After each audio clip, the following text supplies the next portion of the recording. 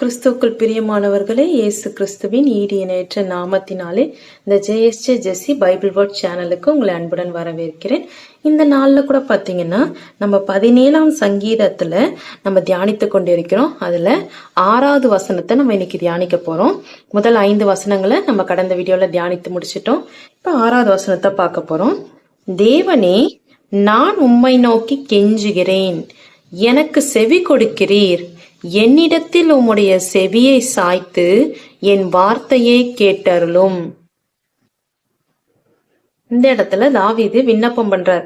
ஆண்டவரே, நான் உங்களை நோக்கி கெஞ்சிக்கிறேன். அவருக்கு ஒரு விண்ணப்ப தேவை இருக்கிறது. அதனால அவர் ஆண்டவர்கிட்ட பிரேயர் பண்றாரு. தேவனே, நான் உம்மை நோக்கி கெஞ்சுகிறேன், எனக்கு நீங்க செவி கொடுக்குறீங்க.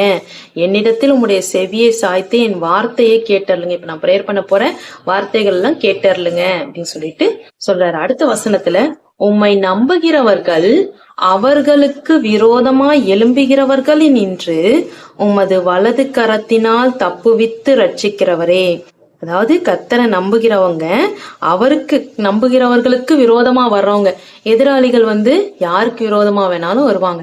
இப்போ நல்லவங்க தீயவர்கள் என்று இல்லாம நம்மளுக்கு சுத்தி இருக்கிறவர்களாலேயோ இல்ல வேலை செய்யற இடத்துலயோ ஏதோ ஒரு அக்கம் பக்கத்திலேயோ இல்ல உறவினர்களாலேயோ நம்மளுக்கு பகை உண்டாகலாம். அது மாதிரி நம்மளுக்கு விரோதமா மனிதர்கள் எழும்பும் போது கர்த்தர் அதை நம்மள வலக்கரத்தினால் தப்பு வித்து ரட்சிக்கிற, அவங்க கொடுக்கற பிரச்சனையில நம்மள தப்பு வித்து ரட்சிக்கிறவரே அப்படின்னு சொல்லிட்டு ஆரம்பிக்கிறார். நம்ம கூட பிரேயர் பண்ணும்போது நம்ம சொல்லுவோம், என்னை நேசிக்கிற நல்ல தகப்பனே, பரலோக பிதாவே அப்படின்னு சொல்லி நம்ம ஆரம்பிப்போம். அவர் என்ன சொல்றாரு? உம்மை நம்புகிறவர்களே அவர்களுக்கு விரோதமா எழும்புகிறவர்களை நின்று உமது வலது கரத்தினால் தப்புவித்து ரட்சிக்கிறவரே, உம்முடைய அதிசயமான கிருபையை விளங்க பண்ணும். இப்ப நீங்க அதிசயமான கிருபையை விளங்க பண்ணும் என் வாழ்க்கையில. இப்ப இந்த விண்ணப்பத்தை கேட்டு உமது அதிசயத்தை செய்யுங்க அப்படின்னு சொல்லிட்டு கேக்குறாரு. அடுத்த வார்த்தை, கண்மணியை போல என்னை காத்து கொள்ளுங்க.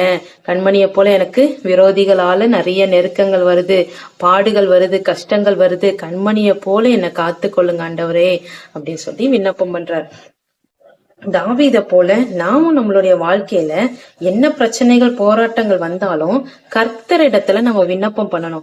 ஏன்னா நம்மள என்ன பிரச்சனைக்கும் நம்மளுக்கு விரோதமா எழும்புகிறவர்களை நின்று நம்மை வலது கரத்தினால் தப்புவித்து ரட்சிக்கிறவர் கர்த்தராகிய இயேசு கிறிஸ்து மாத்திரம்தான்.